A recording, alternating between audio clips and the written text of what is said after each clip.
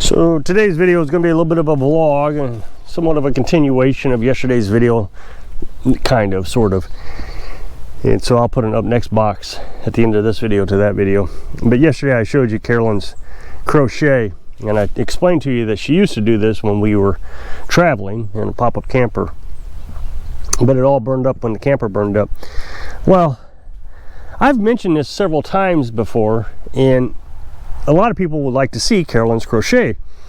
Well, this isn't even all of it. She's got a jacket in there that I think I made a video of that before. I don't even know where that's at. But so I thought, and I know that some of the dudes ain't going to be interested in this, but you should. And like I said, I'm not really sure where this video is going to go, but we'll get through it. So you may want to stick around anyways. There might be something interesting in it. So you know, we bought these heads for her, and she's got these hats, and they're all different size hats. One's for little babies. Yesterday a mom and a baby came over and they were trying them all on. These are still a little bit big for that baby, but they did buy some. I think they bought ear warmers, and so again, a bunch of different sizes of ear warmers, and we got handbags and scarves, all kinds of different sizes, again for different size people. More handbags, I guess. No, I'm not really sure what that is. Oh, this is a towel that you would hang up. Washcloths, and she tried to make matching sets. Hair scrunchies. And she made a shawl. I'm not sure what those are. They got strings on them. I'm sure she's told me a million times, but I can't remember. Another scarf. Handbags. Baby blanket. Another scrunchie with matching, I guess, kind of matching scrunchie. Or no, ear warmers. Again, more hats.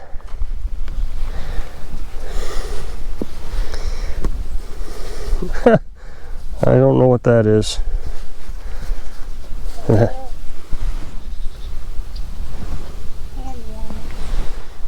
So I just got some information from her. It's a hand warmer.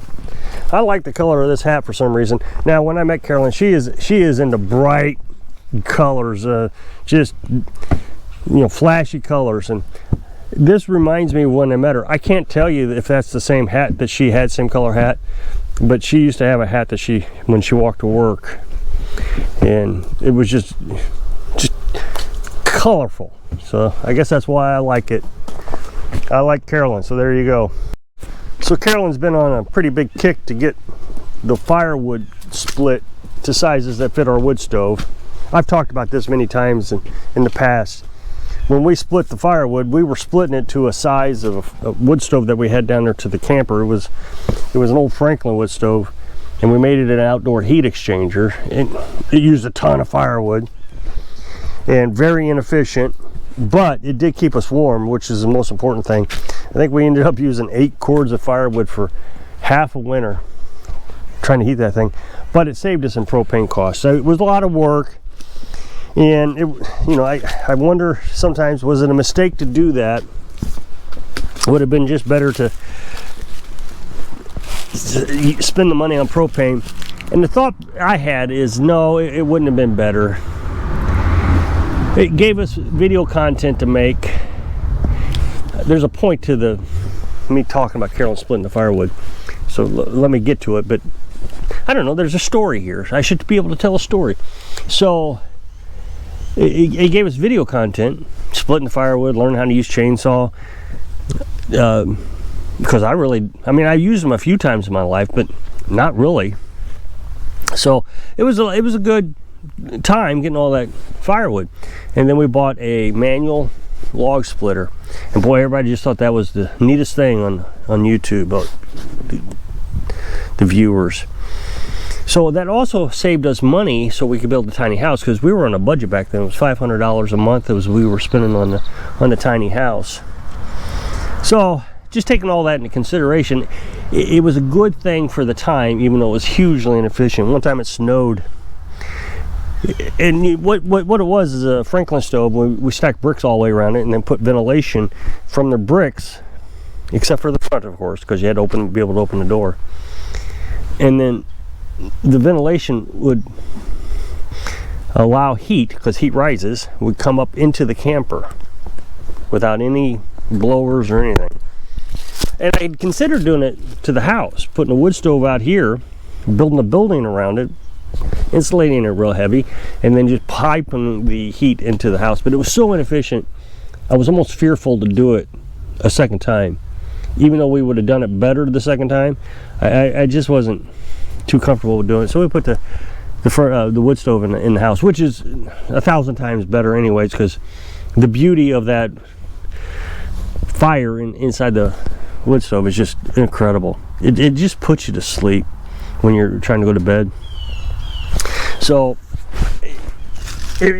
I know that I've indicated it was a bad idea, and a lot of people have decided not to do it, the heat exchanger, because of it. But again, for the moment that we were in, it worked. It was a really good idea, and to this day I don't know of a better idea. Like I said, it took us all summer to collect that firewood, but it got us through. So anyway, she's splitting all this firewood because it's too small. So we split it with a maul and a log splitter. But now we're getting, this wood stove, trying to heat a tiny house, I mean, it doesn't take anything but a matchstick to heat it, basically. The firewood's just way too big. I mean, it roasts you out. If you burn it more than an hour, you're up to 85 degrees in the house. So you try to, I don't know what we're trying to do. We're trying to learn, and we've been at it for 4 years. You'd think we'd figure it out. The first year was terrible because the firewood was absolutely wet. It was just green, and we had to keep it going all the time because you just couldn't light it. It was terrible. So I was getting up 3 or 4 times a night, throwing wood into it, trying to get to relight. Had dark eyes, and it was terrible. The YouTube viewers were screaming at me, get some sleep. And I was taking naps during the day. But the next year, we learned quite a bit. And the firewood was much drier. We didn't have any chimney fires the second year. We had 2 the first year because of all that creosote coming from the firewood. And we kept making the firewood smaller and smaller. Well, now it's just basically kindling is what she's splitting it down to. Well, you can't even do that with a splitter. So, well, we do. I did it last year, but my elbow got so bad, and she likes doing it. She likes that repetitious, non-thinking type of job. She's really good at assembly work and just repetitious work. I'm not. I get bored with things so fast. 15 minutes of splitting wood, I'm done. But I'll do it. But she's been doing a lot of it this year, and she's trying to clean up that wood pile over there is what she's trying to do. She's trying to get it all split down to smaller sizes. The other thing is when we started all this, we didn't know that this wood stove does not like firewood with bark on it. It does not like rounds. You have to put split firewood in it. Now, it can have bark on it. You split it in half, and one half's got bark on it, the other half is open. This wood stove just doesn't like it. It won't burn it. These new modern EPA regulated wood stoves. The other thing is it takes forever for that wood with the bark around it to dry. We're still at 21%, and it's been sitting there for 4 years. So she's trying to get all that split up, and it should dry now within a couple months. And we're down to 21%. We started out at 45% when I cut it 4 years ago. Now, the split stuff took like 2 years. So oak firewood just takes a long time to dry. I know a lot of people don't see it that way. I mean, you can get poplar and maple and all that other stuff, and it dries in 6 months. Sycamore, this is sycamore here. Walnut, this is walnut here, 6 months. Maybe 8, maybe a year. But oak takes forever. Hickory takes forever. So we have one side that's been sitting there for 4 years, and it's completely dry, under 20%. But that stuff that she's splitting now over there at about 21%. So she's splitting it. She's going to stack it. She wanted to make a wood rack, a welder, a wood rack, but she ended up making one without any welds. But her idea now, the point I've been trying to make in this whole video is she's setting it out. You know, we had that community yard sale, and so she set it out for that day, but now she's setting it out, and as long as she's out there splitting wood, she said she's going to set that out there on nice days. And of course, if it's raining, she's not going to set her crochet out, but that way she thinks people would be more apt to stop. Now, all that being said,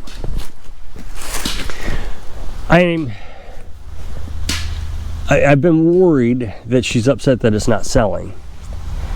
And of course the lawnmowers aren't selling either. It's just off season, so nobody's stopping, and we got one person to come by yesterday after that, you know, community yard sale down there. So I was worried that she'd be disappointed, but I don't think she is. I really don't. I think she's content. Like I said in yesterday's video, she uses it as therapy to keep her from having to have so much anxiety and self-medicating, or even getting just regular medication. And it's just good for her to crochet. So even if she doesn't sell anything, she has said that she will take it to donation centers, especially the hats for kids, or they have a haircutting drive, free haircutting drive for students every year. Take them over there, hand out hats to the kids. I know kids don't like crocheted hats, but you know, young girls do, babies. So she makes a lot of those, and then she makes hats, you know, that you saw over there, for older people. Older people seem to like crochet. Older ladies like crochet. Scarves would be not too bad if you wear a scarf. The shawls, I think, are pretty cool. I don't think a lot of people like those loud colors, so she's been staying away from that. She made that one hat, and I really like it. Of course, I would never wear it, but I bet she ends up wearing that one. She really likes those loud colors. I guess I don't know what the point of this video is, like I said when I started, but you know, the thing I'm thinking about is I started the lawnmower hobby business because I like working on lawnmowers, but I also needed money. YouTube is sinking fast. It's a sinking ship. I was hoping that it would last a while, but it's not. Channels are dropping off like flies. Ever since they started making short videos, long form videos just aren't doing well. And YouTube is really pushing the short form videos, and it makes sense, because they don't have to pay the content creator near as much money on short videos, so they get to keep the ad revenue, more ad revenue. So it makes sense to push that because YouTube makes more money with it. And they don't have to put as many resources into short videos. YouTube doesn't. If you have a server and it only holds so much information, it's a lot easier to store a minute's worth of information than it is 15 minutes worth of information. So they're crushing us. They're going to get us out of here. I know somebody's going to make short videos. Well, I wouldn't make any more money. You would actually make less money with shorts. Shorts are for kids who want to be popular and get famous. Shorts are not to make revenue on. In order to even get monetized as a YouTube channel, if you only do shorts, I think you got to make like 10 million views. That's nearly impossible, but they still put advertising on it. So I needed a job, so I found a job that is also my hobby. But there's no reason why you can't just have a hobby just to have a hobby. And the thing is Carolyn is kind of still,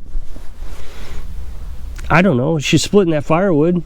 She just enjoys doing a lot of repetitious stuff, crocheting. Of course, she has to do a lot of research for crocheting, but doing that needlework constantly, oh, I wouldn't be able to do it. But she really enjoys it, and I'm glad she's got something that she enjoys. And I think that's what makes it work so well in a tiny house, is we understand each other's, what the other person needs. You know, I don't have to smother her, and she doesn't require a lot of smothering, because she's got things that she really enjoys doing without my attention. So if you'll click this up next box, it'll take you to a video where I showed you that stuff. We talked about the camper and different things yesterday. So I hope I can inspire you to find happiness when you're living your dreams. Thanks for watching.